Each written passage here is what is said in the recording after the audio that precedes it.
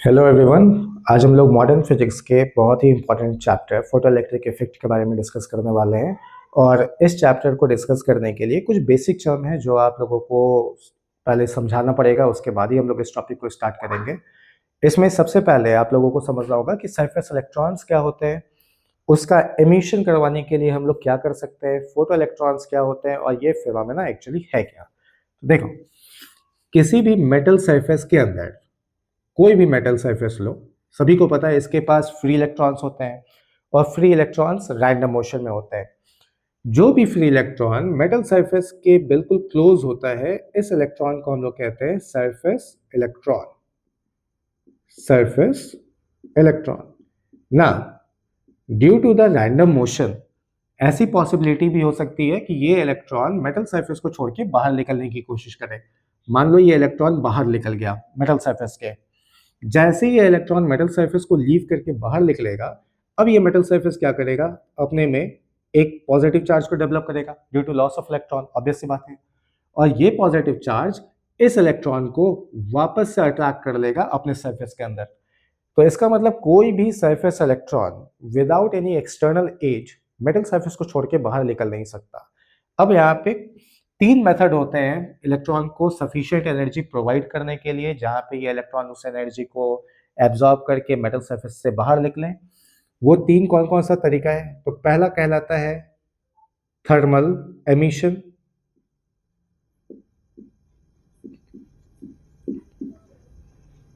Thermal emission में हम लोग इलेक्ट्रॉन को, जो सरफेस इलेक्ट्रॉन है, उसको एनर्जी प्रोवाइड करते हैं in the form of heat. यहाँ पे हम लोग इसको हीट सप्लाई करते हैं और जब सफिशिएंट अमाउंट ऑफ हीट इस इलेक्ट्रॉन को मिल जाता है तो ये इलेक्ट्रॉन मेटल सरफेस को छोड़ के बाहर निकल जाएगा। इस कंडीशन में इस फ्री इलेक्ट्रॉन का एक नाम होता है जिसको हम लोग कहते हैं थर्मियोनिक इलेक्ट्रॉन, थर्मियॉन्स। ठीक है, ये पहला मेथड है थर्मल एमिशन, और जो इलेक्ट्रॉन बाहर निकला उसको हम लोग कहते हैं थर्मियॉन्स। सेकेंड, इसको हम लोग कहते हैं फील्ड एमिशन। Field emission. और फील्ड एमिशन में क्या होता है, हम लोग इस मेटल को एक स्ट्रॉन्ग इलेक्ट्रिक फील्ड में प्लेस कर देते हैं। जैसे मान लो ऊपर एक स्ट्रॉन्ग पॉजिटिव चार्ज हम लोग यहाँ पे प्लेस कर दिए, यानी कि एक पॉजिटिव प्लेट है, नीचे निगेटिव प्लेट हम लोग डाल दिए, यहाँ पे एक इलेक्ट्रिक फील्ड सेटअप किए। इस इलेक्ट्रिक फील्ड के कारण ये जो इलेक्ट्रॉन होगा ये मेटल सरफेस के बाहर आ जाएगा। तो अगर हम लोग इलेक्ट्रिक फील्ड को यूज करके इलेक्ट्रॉन को बाहर निकालते हैं तो इस कंडीशन में जो फिनोमेना होता है इसको हम लोग कहते हैं फील्ड एमिशन। और तीसरा, इसको हम लोग कहते हैं photo emission. Photo emission, photo का मतलब ही होता है लाइट, यानी कि इस कंडीशन में, फोटो एमिशन के कंडीशन में, हम लोग सरफेस इलेक्ट्रॉन को जो नीडेड या रिक्वायर्ड एनर्जी है उसको in the form of light supply करते हैं। और लाइट का एनर्जी क्या होता है, तो energy is equal to H into F, जहां पे एच हो गया प्लैंक कांस्टेंट, एफ क्या हो गया, फ्रीक्वेंसी हो गया। तो अगर ये एनर्जी सफिशिएंट होगा तो ये जो सरफेस इलेक्ट्रॉन है ये मेटल सरफेस के बाहर एमिट होगा, और इस कंडीशन में इस फ्री इलेक्ट्रॉन का नाम होता है फोटो इलेक्ट्रॉन। फोटो इलेक्ट्रॉन, ठीक है। तो कोई भी सरफेस इलेक्ट्रॉन खुद ब खुद मेटल सरफेस को छोड़ के बाहर निकल नहीं सकता, क्योंकि उस कंडीशन में मेटल सरफेस उस इलेक्ट्रॉन को एक स्ट्रॉन्ग अट्रैक्टिव फोर्स लगा के, इलेक्ट्रोस्टैटिक फोर्स एक्चुअली, वो उसको अट्रैक्ट कर लेगा। तो इस अट्रैक्टिव फोर्स को ओवरकम करने के लिए आपको इलेक्ट्रॉन को एक्सटर्नल एनर्जी प्रोवाइड करनी होती है, और ये तीन तरीके से हम लोग प्रोवाइड करते हैं, यूजिंग हीट, इलेक्ट्रिक फील्ड या लाइट। तो ये पूरा जो चैप्टर बेस्ड है वो फोटो इलेक्ट्रॉन पे बेस्ड है, यहाँ पे जब हम लोग लाइट को यूज करके इलेक्ट्रॉन को बाहर एमिट करवाते हैं, ठीक है। अब इसमें एक टर्म तुम लोग सबसे पहले जान लो, वर्क फंक्शन किसको कहते हैं? वर्क फंक्शन, जिसको हम लोग फाइ से रिप्रेजेंट कर रहे हैं। एक एग्जांपल से समझाते हैं। मान लो एक मेटेलिक सरफेस है और ये सरफेस इलेक्ट्रॉन है, और इस तीनों इलेक्ट्रॉन को कम से कम मान लेते हैं 20 जूल ऑफ एनर्जी चाहिए बाहर निकलने के लिए। 20 जूल, 20 जूल, और इसको भी 20 जूल चाहिए। सबसे पहले फर्स्ट वाले इलेक्ट्रॉन पे हम लोग लाइट को इंसिडेंट किए, और मान लेते हैं इस लाइट का जो एनर्जी है वो 10 जूल है। सेकेंड वाले कंडीशन में इस इलेक्ट्रॉन पे जो लाइट इंसिडेंट होता है इसका एनर्जी, इसको मान लेते हैं कि ये एग्जैक्टली 20 जूल के इक्वल है। थर्ड वाले के लिए जो एनर्जी है लाइट का, इसको मान लेते हैं ये 30 जूल के इक्वल है। अब होगा क्या, फर्स्ट केस में क्योंकि इलेक्ट्रॉन को 20 जूल ऑफ एनर्जी चाहिए था और जो एनर्जी उसको मिल रहा है वो सिर्फ 10 जूल का है, तो there will be no emission of electron क्योंकि उसको सफिशिएंट एनर्जी नहीं मिल पा रही है। In the second case electron को 20 जूल चाहिए, उसको एग्जैक्टली 20 जूल ही आपने दिया, तो इस कंडीशन में क्या होगा, इलेक्ट्रॉन सरफेस के बाहर तो आ जाएगा लेकिन बाहर आने के बाद अब इसके पास कोई एनर्जी नहीं बचेगी। In other words electron surface पे तो आ गया लेकिन अब इसके पास कोई काइनेटिक एनर्जी नहीं होगा। इन द थर्ड कंडीशन, जब आप यहाँ पे जो लाइट यूज कर रहे हो उसकी एनर्जी ज्यादा है रिक्वायर्ड एनर्जी से, तो उस कंडीशन में सबसे पहले ये इलेक्ट्रॉन 20 जूल ऑफ एनर्जी को यूज करके बाहर आया सरफेस पे, और अभी भी क्योंकि इसके पास 10 जूल ऑफ एनर्जी एक्स्ट्रा बचा हुआ है तो ये उस 10 जूल एनर्जी को काइनेटिक एनर्जी में चेंज कर देगा, है ना।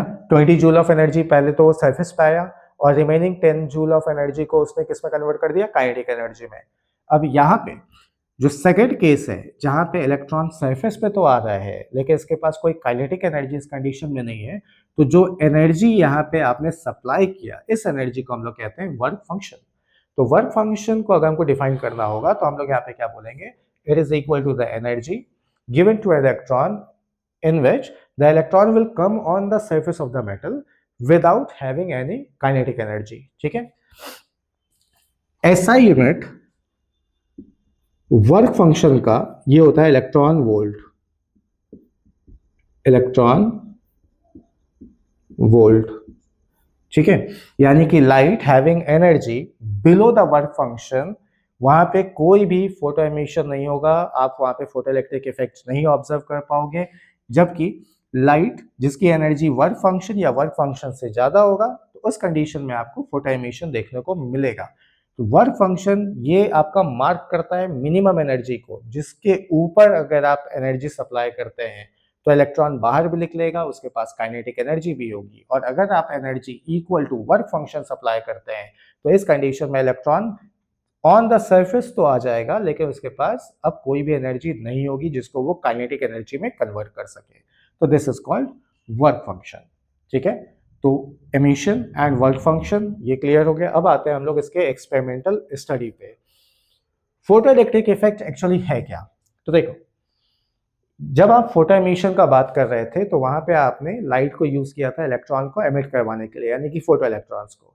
अगर हम लोग इस फोटो इलेक्ट्रॉन्स को एक सर्किट में फ्लो करवा दें तो आपको वहां पे करंट देखने को मिलेगा, यानी कि आपने लाइट को कन्वर्ट कर दिया इलेक्ट्रिसिटी में। This phenomena is known as photo electric effect. Photo means light, electric means electricity, and photo electric effect, effect is phenomena ना। एक्सपेरिमेंटल स्टडी का अगर हम लोग बात करें तो इसके सेटअप में, ये सेटअप ध्यान से देखना, हम लोग यहाँ पे एक वैक्यूम ट्यूब यूज करते हैं, देयर इज अ ओपनिंग जिसके ऊपर क्वार्ट्ज हम लोग यूज करते हैं,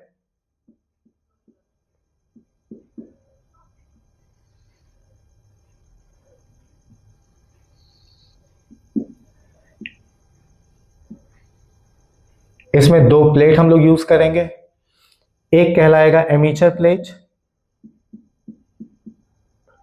और दूसरा कहलाएगा कलेक्टर। ये एमीचर प्लेट एक्चुअली है क्या, तो ये आपका कोई भी फोटो सेंसिटिव मटेरियल का प्लेट हो सकता है, फोटो सेंसिटिव मटेरियल।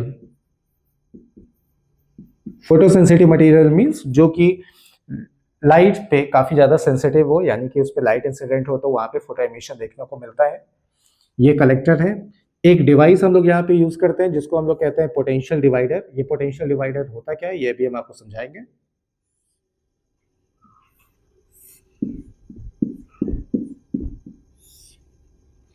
ना इस सर्किट को कंप्लीट कर लेते हैं। यहाँ पे एक हम लोग अमीटर यूज कर रहे हैं, जो कलेक्टर वाला एंड है उसके जॉकी को हम लोग यहाँ पे अटैच कर देंगे towards the positive terminal of the battery, और जो एमीटर वाला प्लेट है उसके जॉकी को हम लोग towards the negative terminal of the battery के साथ कनेक्ट कर देंगे। इससे होगा क्या, कि जो कलेक्टर है इसका पोटेंशियल पॉजिटिव हो जाएगा और जो एमिटर है उसका पोटेंशियल नेगेटिव हो जाएगा। अब देखो ये पोटेंशियल डिवाइडर करता क्या है, अगर आप जॉकी के मोशन को यहाँ पे चेक करोगे तो आप चाहो तो कलेक्टर को और पॉजिटिव या और नेगेटिव भी कर सकते हो। तो पोटेंशियल डिवाइडर के हेल्प से हम लोग कलेक्टर के वोल्टेज को चेंज कर सकते हैं। हम लोग चाहे तो उसको पॉजिटिव, नेगेटिव, मोर नेगेटिव, हम लोग जैसा चाहें हम लोग वैसे पोटेंशियल को यहाँ पे यूज करेंगे और अलग अलग पोटेंशियल पे अलग अलग इफेक्ट हम लोग यहाँ पे देख के एक ग्राफ को प्लॉट करके फोटो इलेक्ट्रिक इफेक्ट फिनोमेना को स्टडी करेंगे। ठीक है, अब बात करते हैं यहाँ पे हम लोग क्वार्ट्ज की यूज कर रहे हैं। क्वार्ट्ज एक्चुअली करता क्या है कि जब लाइट इस पे फॉल होगा, now electromagnetic wave is not a single wave but combination of more than one waves, तो वहां पे बहुत सारी फ्रीक्वेंसीज होंगी। तो हम लोग क्वार्ट्ज इसलिए यूज करते हैं क्योंकि क्वार्ट्ज का एक बहुत इंपॉर्टेंट रोल है कि ये इलेक्ट्रोमैग्नेटिक वेव में सारे लाइट को कैंसिल आउट कर देगा एक्सेप्ट द अल्ट्रावायलेट लाइट। यानी कि क्वार्ट्ज सिर्फ अलाउ करता है अल्ट्रावायलेट लाइट को पास करने के लिए, और जब ये अल्ट्रावायलेट लाइट इस फोटोसेंसिटिव मटेरियल पे फॉल करेगा तो यहाँ से एमिशन ऑफ फोटो इलेक्ट्रॉन्स होंगे और यही इलेक्ट्रॉन जब कलेक्टर तक पहुंचेंगे और सर्किट में फ्लो करना चालू करेगा तो आपको सर्किट में करंट देखने को मिलेगा। पोटेंशियल डिफरेंस अगर हम लोगों को मेजर करना है तो हम लोग यहाँ पे एक वोल्ट मीटर भी लगा देंगे। तो ये आपका एक डिवाइस हो गया और इसी सेटअप से अब हम लोग अलग अलग फैक्टर्स को चेंज करके उस पर जो ग्राफिकल स्टडी होगा हम लोग उसको देखना चालू करेंगे। तो सबसे पहला जो ग्राफ हम लोग देखने वाले हैं वो है इंटेंसिटी वर्सेस फोटोइलेक्ट्रिक करंट। तो सबसे पहला graph intensity versus photo electric current.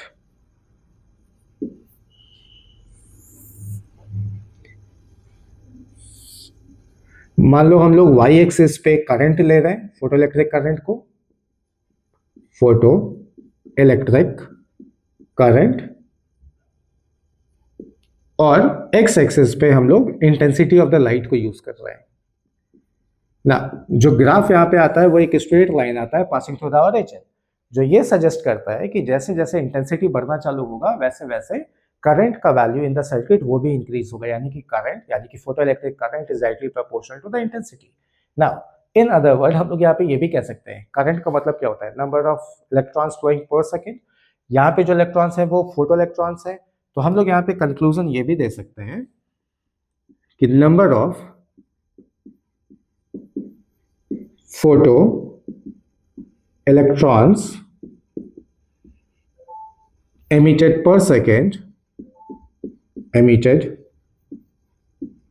per second is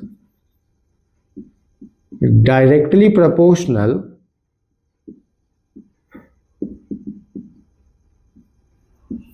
to the intensity of light.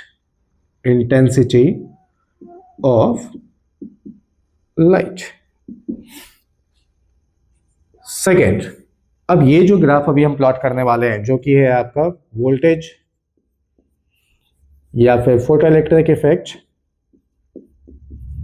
Photo electric current versus collector voltage.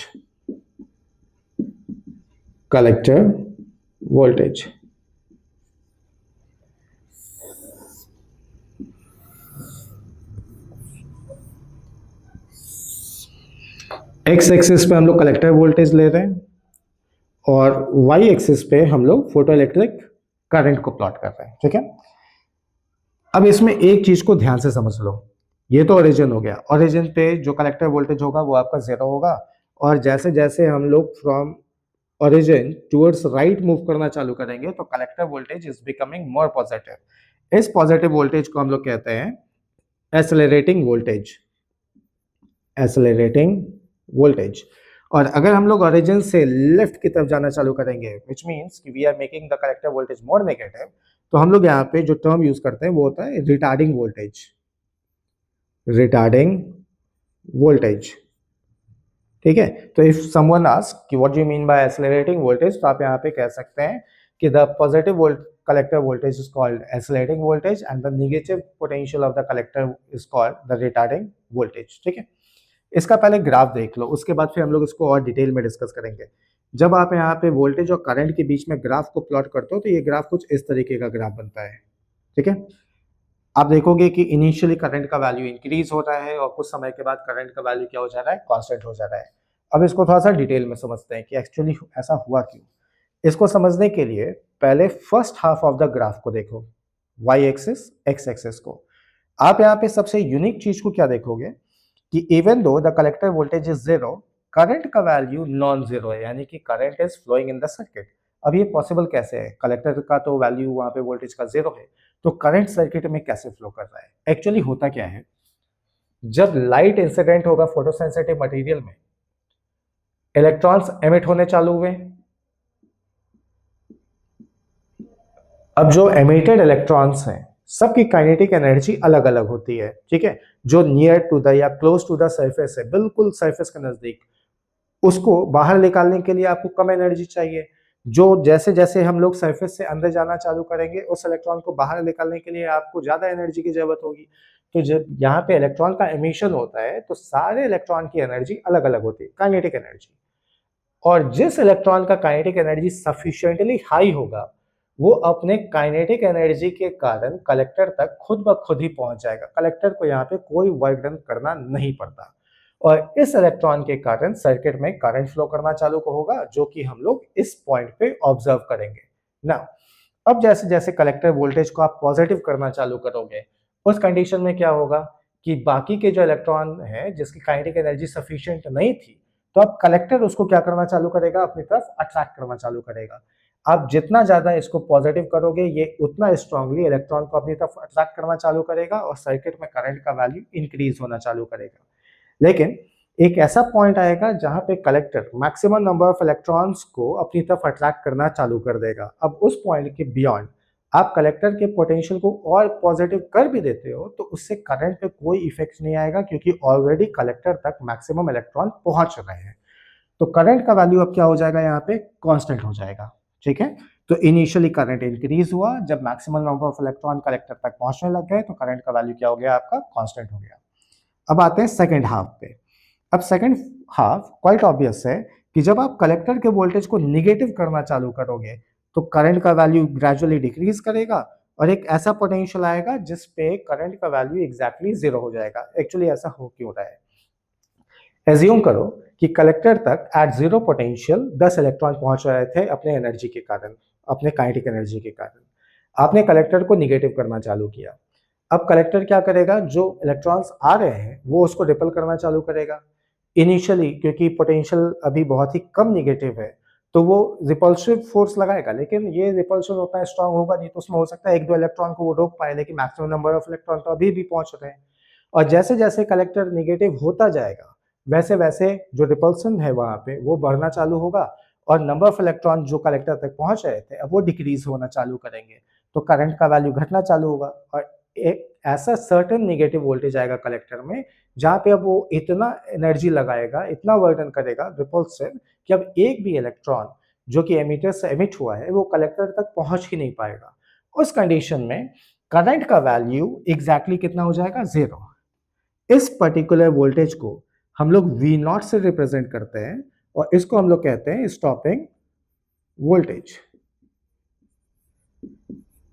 Stopping voltage, तो स्टॉपिंग वोल्टेज है क्या, तो स्टॉपिंग वोल्टेज कलेक्टर का वो negative potential है जिस निगेटिव पोटेंशियल पे अब एक भी फोटो इलेक्ट्रॉन कलेक्टर तक नहीं पहुंच पा रहा है और सर्किट में करंट का वैल्यू एग्जैक्टली जीरो हो चुका है। इस कंडीशन में अब हम एक इक्वेशन भी यूज कर सकते हैं कि जो वर्क डन है कलेक्टर के कारण एट स्टॉपिंग वोल्टेज, जो कि E इंटू वी नॉट के इक्वल होगा, ये इक्वल होना चाहिए उस इलेक्ट्रॉन के काइनेटिक एनर्जी जिसका काइनेटिक एनर्जी का वैल्यू मैक्सिमम हो। क्योंकि अगर work done by the collector is equal to the maximum kinetic energy, तो ऑब्वियस सी बात है कि बाकी इलेक्ट्रॉन को तो ये रोक ही लेगा। तो इस पर्टिकुलर कंडीशन में जो वर्क डन होता है कलेक्टर के कारण, जो रिपल्सिव फोर्स के कारण वर्क डन होता है, वो इक्वल टू हो जाता है maximum kinetic energy of the photo electrons के। ये एक इंपॉर्टेंट इक्वेशन है। ठीक है, अब इसी ग्राफ को अब हम लोग दो स्पेशल केस में देखेंगे। पहले हम दोनों ग्राफ को ड्रॉ कर देते हैं, उसके बाद फिर हम दोनों से रिलेटेड जो कंक्लूजन होगा उसको डिस्कस करेंगे। पहला ग्राफ होगा एट कांस्टेंट इंटेंसिटी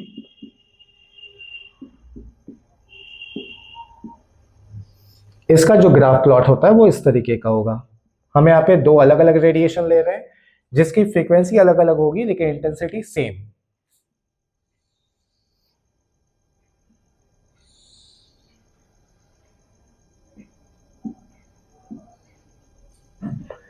एक का फ्रीक्वेंसी मान लेते हैं f1 है, दूसरे की फ्रीक्वेंसी f2 है और दोनों रेडिएशन का जो इंटेंसिटी है वो सेम है।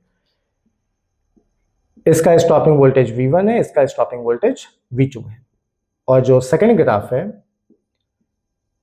एट कांस्टेंट फ्रीक्वेंसी,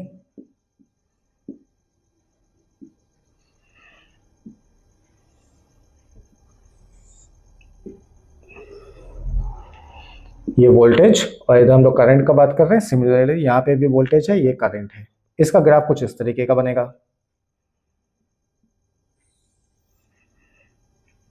इसका इंटेंसिटी मान लेते हैं I1 है, इसका इंटेंसिटी I2 है, दोनों की फ्रीक्वेंसी सेम है, ये कॉमन पॉइंट है, इसका पोटेंशियल मान लेते हैं V। अब देखो इस दोनों ग्राफ से एक बहुत इंपॉर्टेंट कंक्लूजन आ रहा है। पहला, वापस से आते हैं इस इक्वेशन पे इस चीज को समझने के लिए। आप देखिए इलेक्ट्रॉन का चार्ज तो कांस्टेंट है, इसका मतलब जो फोटो इलेक्ट्रॉन्स एमिट हो रहे हैं, जो kinetic energy of the emitted photo electron है वो स्टॉपिंग वोल्टेज पर डिपेंड कर रहा है। यानी कि जिस अगर आप फोटो इलेक्ट्रॉन की काइनेटिक एनर्जी को बढ़ाना चालू करोगे तो उसको रोकने के लिए आपको more and more negative voltage of the collector apply करना पड़ेगा, यानी कि स्टॉपिंग वोल्टेज अप्लाई करना पड़ेगा। फर्स्ट ग्राफ को अगर देखोगे तो हम लोग इंटेंसिटी को कांस्टेंट किए हुए फ्रीक्वेंसी को चेंज कर रहे हैं। फ्रीक्वेंसी को चेंज करने से स्टॉपिंग वोल्टेज में चेंज हो रहा है और स्टॉपिंग वोल्टेज का चेंज का मतलब कि काइनेटिक एनर्जी में चेंज। सेकंड वाले ग्राफ में आपने फ्रीक्वेंसी को कांस्टेंट रखा है, इंटेंसिटी को चेंज किया है। जब आप इंटेंसिटी चेंज कर रहे हो तो जो कांस्टेंट करंट है उसका वैल्यू चेंज हो रहा है, यानी कि इंटेंसिटी अगर बढ़ा रहे हैं इस कंडीशन में I2 is greater than I1 है और इस वाले कंडीशन में F2 is greater than F1 है, तो दोनों का रोल अलग अलग है। फ्रीक्वेंसी चेंज करने से स्टॉपिंग वोल्टेज चेंज हो रहा है, करंट और इंटेंसिटी को चेंज करने से करंट का वैल्यू चेंज हो रहा है। अब इस दोनों ग्राफ को अगर हम लोग रिलेट करें तो हम लोग ये कह सकते हैं कि जो काइनेटिक एनर्जी है फोटो इलेक्ट्रॉन का उसको इंटेंसिटी से कोई मतलब नहीं है। अगर एनर्जी फोटो इलेक्ट्रॉन्स का इंटेंसिटी पे डिपेंड करता तो उस कंडीशन में स्टॉपिंग वोल्टेज चेंज होना चाहिए था, लेकिन इंटेंसिटी आप चेंज कर भी रहे हो तो आप देख रहे हो कि स्टॉपिंग वोल्टेज कांस्टेंट बना हुआ है और स्टॉपिंग वोल्टेज कांस्टेंट होने का मतलब हो गया कि kinetic energy of the photo electron ये कांस्टेंट बना हुआ है। और जैसे ही आपने फ्रीक्वेंसी चेंज किया स्टॉपिंग वोल्टेज चेंज होना चालू हुआ। स्टॉपिंग वोल्टेज चेंज होने का मतलब kinetic energy of the photo electron ये चेंज हो रहा है। तो पहला कंक्लूजन तो हम लोग यहाँ पे ये दे सकते हैं कि the kinetic energy of the photo emitted photo electrons ये डिपेंड करता है किस पे, only on the frequency and is independent of the intensity of the radiation. ठीक है, और दूसरा number of photo electrons emitted per second ये सिर्फ और सिर्फ डिपेंड करता है आपका इंटेंसिटी पे and is independent of the frequency, क्योंकि अगर नंबर ऑफ फोटो इलेक्ट्रॉन पर सेकेंड का एमिशन फ्रीक्वेंसी पे डिपेंड करता तो फ्रीक्वेंसी चेंज करने से जो करंट का वैल्यू है उसको चेंज होना चाहिए था, लेकिन there is no change in the current, जो कि ये बता रहा है कि फ्रीक्वेंसी को number of photo electrons emitted per second उससे कोई मतलब नहीं है। तो यहाँ पे सेकंड कंक्लूजन क्या आ जाएगा कि number of photo electrons emitted per second depends only on the intensity and is independent of the frequency. एक बार उसको यहाँ पे हम मेंशन कर देते हैं। पहला कंक्लूजन क्या आया, काइनेटिक एनर्जी या एनर्जी ऑफ द एमिटेड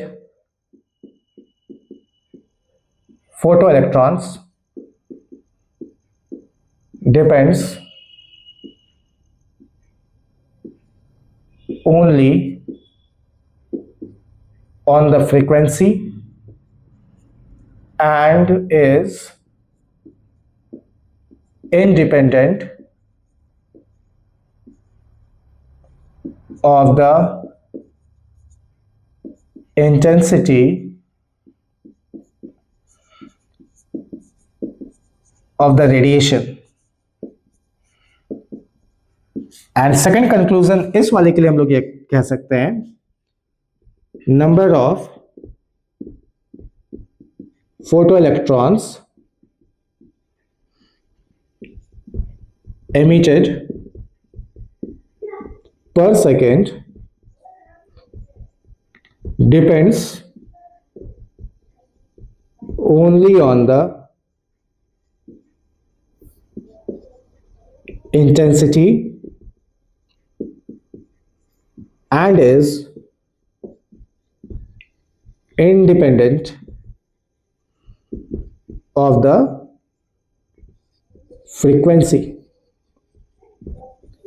ठीक है, इस चीज को याद रखना, ये बहुत इंपॉर्टेंट टॉपिक है। तो ये हो गया हम लोगों का photo electric current versus collector voltage का graph at constant frequency and constant intensity. Next,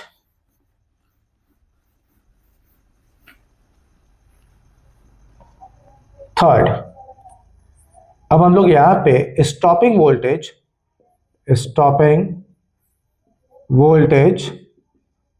versus frequency के बीच में ग्राफ को स्टडी करेंगे। Stopping voltage versus frequency. देखो, मान लो एक्स एक्सिस पे हम लोग फ्रीक्वेंसी प्लॉट कर रहे हैं, ये हो गया हम लोगों का फ्रीक्वेंसी, और वाई एक्सिस पे हम लोग स्टॉपिंग वोल्टेज को कंसिडर कर रहे हैं, स्टॉपिंग वोल्टेज। ये ग्राफ कुछ इस तरीके का ग्राफ आता है। ठीक है, अब पहले इस ग्राफ को समझते हैं, उसके बाद फिर हम लोग आगे बढ़ते हैं। देखो, स्टॉपिंग वोल्टेज क्यों अप्लाई कर रहे हैं हम लोग? जो इलेक्ट्रॉन्स एमिट हुआ है उसको अपोज करने के लिए। अगर स्टॉपिंग वोल्टेज अप्लाई करने की जरूरत ही नहीं पड़ रही है तो इसका मतलब there is no emission of photo electrons. अरे भाई, अगर फोटो इलेक्ट्रॉन्स एमिट होगा तभी तो उसको रोकने के लिए स्टॉपिंग वोल्टेज अप्लाई कर रहे हैं। तो स्टार्टिंग में अगर आप देखोगे कि from this point up to this point जो स्टॉपिंग वोल्टेज का वैल्यू है वो आपका जीरो है। आप फ्रीक्वेंसी बढ़ाते जा रहे हैं लेकिन there is no need to apply any stopping voltage, यानी कि यहाँ पे एमिशन ही नहीं हो रहा है फोटो इलेक्ट्रॉन का। लेकिन इस पॉइंट के बियॉन्ड जैसे ही फ्रीक्वेंसी का वैल्यू बढ़ना चालू हुआ, अब वहां पे स्टॉपिंग वोल्टेज का वैल्यू भी क्या हो रहा है आपका, बढ़ना चालू हो रहा है। यानी कि इस पॉइंट के बियॉन्ड फ्रीक्वेंसी जैसे हम लोग बढ़ा रहे हैं, अब इलेक्ट्रॉन का काइनेटिक एनर्जी बढ़ना चालू हुआ और उसको रोकने के लिए हम लोगों को अब स्टॉपिंग वोल्टेज अप्लाई करना पड़ रहा है। यहाँ पे ये जो limiting value of the frequency है, जिससे कम फ्रीक्वेंसी पे there is no emission of photo electrons, इस फ्रीक्वेंसी को हम लोग एफ नॉट से रिप्रेजेंट करेंगे और इसको हम लोग बोलते हैं थ्रेशोल्ड फ्रीक्वेंसी। थ्रेशोल्ड फ्रीक्वेंसी, ठीक है। तो any radiation whose frequency is less than threshold frequency, there will be no emission of photo electrons. For photo emission of the electrons जो फ्रीक्वेंसी होनी चाहिए वो कम से कम थ्रेशोल्ड फ्रीक्वेंसी के इक्वल या उससे ज्यादा होनी चाहिए। At threshold frequency electron surface पे तो आ जाएगा बट उसके पास कोई काइनेटिक एनर्जी नहीं होगी। लेकिन अगर आप थ्रेशोल्ड फ्रीक्वेंसी से ज्यादा फ्रीक्वेंसी को बढ़ाना चालू करोगे तो उस कंडीशन में इलेक्ट्रॉन बाहर भी निकलेगा और वहां पे उसके पास काइनेटिक एनर्जी भी इंक्रीज होना चालू होगा। यानी कि इस फ्रीक्वेंसी पे जो एनर्जी होगा लाइट का वो इक्वल होगा वर्क फंक्शन के, जो हम आपको स्टार्टिंग में बताए थे। तो work function phi is equal to H into F not हम लोग लिख सकते हैं। यानी कि थ्रेशोल्ड फ्रीक्वेंसी पे लाइट का जो एनर्जी होता है वो वर्क फंक्शन के इक्वल होता है। ये हो गया हम लोगों का वर्क फंक्शन और ये हो गया हम लोगों का थ्रेशोल्ड फ्रीक्वेंसी। ठीक है, ये ग्राफ काफी इंपॉर्टेंट है, आगे अभी फिर से हम लोग इसी ग्राफ पे बात करेंगे, लेकिन इसको स्टडी करने से पहले एक बार हम लोग लॉज को डिस्कस कर लेते हैं। Now laws of photoelectric effect basically वही पॉइंट है जो आपने अभी तक पढ़ा। जैसे number of electrons emitted per second, ये किस पे डिपेंड कर रहा था, इंटेंसिटी पे, जो पहला ग्राफ आपको बताया। उसके बाद सेकेंड आपने क्या देखा कि जो kinetic energy of the emitted photo electron है वो सिर्फ किस पे डिपेंड करेगा, फ्रीक्वेंसी पे डिपेंड करेगा, और किस पे डिपेंड नहीं कर रहा होगा, वो आपका इंटेंसिटी पे डिपेंड नहीं कर रहा होगा। थर्ड आपने क्या देखा कि there exist a minimum frequency below which there is no photo emission, यानी कि फोटो एमिशन होने के लिए कम से कम फ्रीक्वेंसी एफ नॉट के इक्वल होना चाहिए, उससे कम फ्रीक्वेंसी पे there is no emission of photo electrons. And जो लास्ट इसका लॉ होता है वो होता है कि this phenomena is instantaneous. Instantaneous का मतलब क्या हो गया कि जब फोटोन या एनर्जी इंसिडेंट होगा सरफेस इलेक्ट्रॉन पे, अगर ये एनर्जी सफिशिएंट है इलेक्ट्रॉन का एमिशन होगा, अगर ये एनर्जी सफिशिएंट नहीं है तो there will be no emission of electrons. ऐसा नहीं होगा कि किसी इलेक्ट्रॉन को 100 जूल ऑफ एनर्जी चाहिए और आपने 20 जूल का रेडिएशन उस पर फॉल करवाना चालू किया तो ये इलेक्ट्रॉन 20 करके एनर्जी एब्जॉर्ब करेगा और जब सफिशिएंट एनर्जी हो जाएगी तो इलेक्ट्रॉन का एमिशन होगा। ऐसा नहीं होता। ये इंसिडेंट होगा, हेड ऑन कॉलिजन होगा फोटोन का विद द इलेक्ट्रॉन, और अगर फोटोन की एनर्जी सफिशिएंट है तो उस एनर्जी को एब्जॉर्ब करके इलेक्ट्रॉन का एमिशन होगा। अगर फोटोन की एनर्जी कम है तो वहां पे एमिशन बिल्कुल नहीं होगा, यानी कि photo emission is always an instantaneous phenomena. ठीक है, तो ये सारे आपके जो कंबाइंड वे में ये लॉज ऑफ फोटोइलेक्ट्रिक इफेक्ट कहलाते हैं। अब आते हैं हम लोग सीधा आइंस्टाइन के फोटोइलेक्ट्रिक इक्वेशन पे। देखो,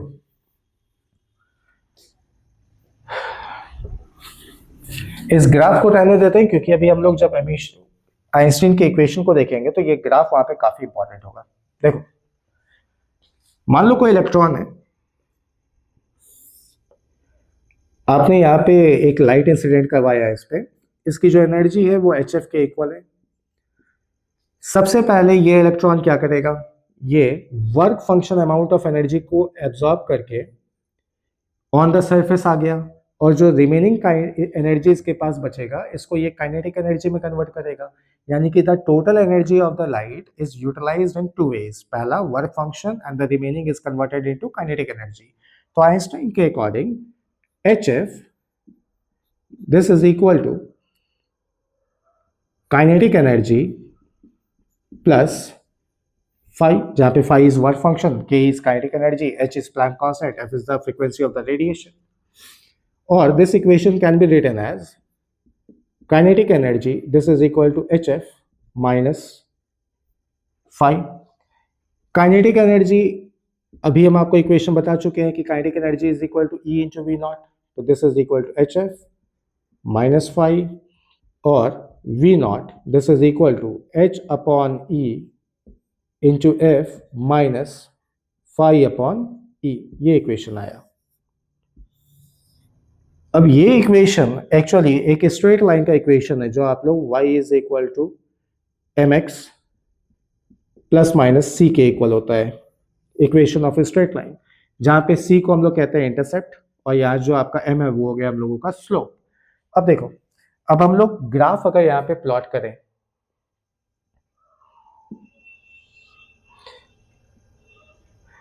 जहां पे हम लोग x एक्सिस पे इस इक्वेशन के साथ अगर कंपेयर करोगे तो फ्रीक्वेंसी को हम लोग x एक्सिस पे ले लेते हैं और y एक्सिस पे हम लोग स्टॉपिंग वोल्टेज को ले रहे हैं। अब अगर इस इक्वेशन को तुम ध्यान से देखोगे तो इसका जो इंटरसेप्ट है वो निगेटिव है और ये एक स्ट्रेट लाइन भी है, तो ये कुछ इस तरीके का ग्राफ यहाँ पे बनेगा निगेटिव इंटरसेप्ट पे। ये हो गया हम लोगों का स्लोप, है ना, और जो स्लोप होगा वो कितने के इक्वल हो जाएगा, ये h अपॉन ई के इक्वल होगा। जो इंटरसेप्ट होगा वो कितने के इक्वल होगा, तो ये वर्क फंक्शन अपॉन ई के इक्वल होगा। अब ये ग्राफ अभी तुम लोगों ने जस्ट स्टडी किया है, स्टॉपिंग वोल्टेज एंड फ्रीक्वेंसी के बीच में ये वाला ग्राफ अगर आप देखोगे तो ये वही वाला ग्राफ है जो एक्सपेरिमेंटली आया था स्टॉपिंग वोल्टेज और फ्रीक्वेंसी के बीच में। ये एक्सपेरिमेंटली ये ग्राफ प्लॉट हुआ और आइंस्टीन के इक्वेशन के अकॉर्डिंग भी सेम ग्राफ आप लोगों को यहाँ पे देखने को मिल रहा है। इसका मतलब आइंस्टीन का जो इक्वेशन है वो फोटोइलेक्ट्रिक इफेक्ट को कंप्लीटली डिस्क्राइब भी कर रहा था और डिफाइन भी कर रहा था, और यहाँ से ही लाइट का पार्टिकल नेचर का भी इंट्रोडक्शन हुआ, जहाँ पे हम लोग लाइट को पैकेट्स ऑफ एनर्जी के रूप में डिफाइन करना चालू किए, जहाँ पे वर्ड हम लोग यूज करते हैं फोटो। उससे पहले वेव थ्योरी थी जहाँ पे लाइट को हम लोग एज अ वेव कंसिडर करते थे, लेकिन वहाँ पे कुछ ड्रॉबैक्स भी थे। जैसे कुछ ड्रॉबैक हम आपके साथ डिस्कस कर लेते हैं, बाकी आप लोग स्टडी कर लेना। आपने यहाँ पे क्या देखा कि लाइट का जो एनर्जी है अकॉर्डिंग टू फोटोइलेक्ट्रिक इफेक्ट ये सिर्फ और सिर्फ फ्रीक्वेंसी पे डिपेंड कर रहा है, लेकिन वेव थ्योरी ये कहता था कि जो इंटेंसिटी ऑफ द लाइट है वो डिसाइड करता है कि एनर्जी ऑफ द लाइट ज़्यादा होगा या कम होगा। यानी कि अगर इंटेंसिटी हम बढ़ाएंगे तो लाइट का एनर्जी भी क्या होगा, बढ़ेगा। लेकिन on the other hand photoelectric effect ये कह रहा था कि इंटेंसिटी और एनर्जी के बीच में कोई रिलेशन है ही नहीं। फ्रीक्वेंसी बढ़ाएंगे तो एनर्जी बढ़ेगा, फ्रीक्वेंसी घटाएंगे तो एनर्जी घटेगा। तो wave theory and photoelectric effect यहाँ पे दोनों कॉन्ट्राडिक्ट कर गए। एक एनर्जी फ्रीक्वेंसी के साथ रिलेट करना चालू किया, जो कि एक्सपेरिमेंटली हम लोगों ने प्रूव भी किया, और वेव थ्योरी इस चीज को प्रूव कर ही नहीं पाया, क्योंकि वो हमेशा ये कहता था कि इंटेंसिटी बढ़ाने से एनर्जी बढ़ता है। पहला। दूसरा, वेव थ्योरी के अकॉर्डिंग जब लाइट किसी भी सरफेस पर इंसिडेंट होगा तो एनर्जी यूनिफॉर्मली डिस्ट्रीब्यूट होगी, और जो सरफेस इलेक्ट्रॉन होंगे वो part of the light energy को एब्जॉर्ब करेंगे, और जब सफिशिएंट एनर्जी उसके पास आ जाएगा तो यहाँ पे एमिशन देखने को मिलेगा। यानी कि यहाँ पे लाइट का इंसिडेंट होने में और एमिशन ऑफ इलेक्ट्रॉन होने में there should be some time lag. लेकिन फोटो इलेक्ट्रिक इफेक्ट यहाँ पे ये कहना चालू किया कि नहीं, ऐसा पॉसिबल ही नहीं है, because this is an instantaneous phenomena. अगर एनर्जी सफिशिएंट होगी तो देयर विल बी एमिशन, अगर एनर्जी कम है तो there will be no emission. And third, threshold frequency की एग्जिस्टेंस को वेव थ्योरी एक्सप्लेन कर ही नहीं पा रहा था, जो कि फोटोइलेक्ट्रिक इफेक्ट का एक बहुत इंपॉर्टेंट टॉपिक था कि इस फ्रीक्वेंसी के below there is no photo emission, however high the intensity of light is, और अगर उस फ्रीक्वेंसी से ज़्यादा हम लोग फ्रीक्वेंसी को यूज़ करेंगे तो वहाँ पे एमिशन होगा, and which is independent of the intensity of the light. तो इस कारण फोटोइलेक्ट्रिक इफेक्ट ने लाइट के पार्टिकल नेचर को इंट्रोड्यूस किया था। ठीक है, तो ओवरऑल ये chapter particle nature of light से रिलेटेड है। इसमें दो ही इक्वेशन आप लोगों के लिए इंपॉर्टेंट है। एक इक्वेशन जो आइंस्टीन का इक्वेशन है, इस इक्वेशन को याद रखना, और कन्वर्जन याद रखना कि कन्वर्ट कैसे करोगे। जैसे हम फिर से एक बार फॉर्मूला लिख लेते हैं, वर्क फंक्शन को हम लोग h इंटू एफ नॉट लिख सकते हैं, काइनेटिक एनर्जी की जगह आप E इंटू वी नॉट लिख सकते हैं, और इस पे बेस्ड एक न्यूमेरिकल आता ही आता है, तो इस इक्वेशन को याद कर लेना। ये आपका फोटोइलेक्ट्रिक इफेक्ट खत्म हो गया। ठीक है, तो नेक्स्ट क्लास में न्यू टॉपिक के साथ हम लोग फिर से मिलेंगे। अभी के लिए thank you and take care, bye bye.